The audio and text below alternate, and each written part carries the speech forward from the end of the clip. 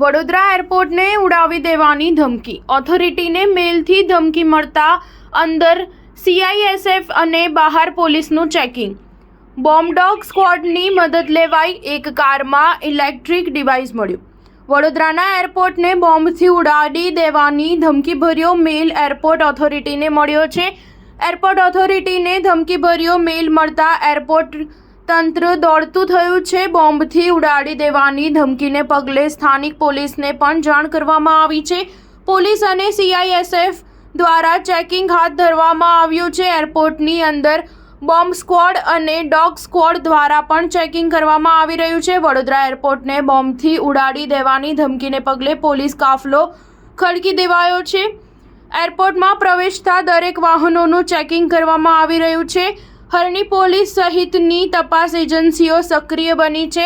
Airport આવતા દરેક પેસેન્જરનું checking કરીને બાદમાં પ્રવેશ આપવામાં આવે છે.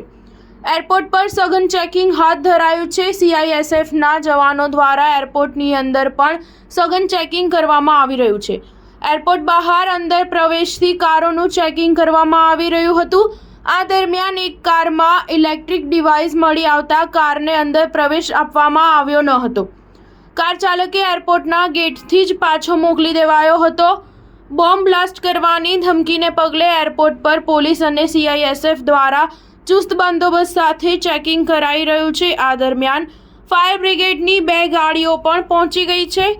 બંને ફાયર ફાઇટરને સ્ટેન્ડ બાય રખાયા છે. સ્ટાર ન્યૂઝ 7 હંમેશા સચ્ચાઈની સાથે.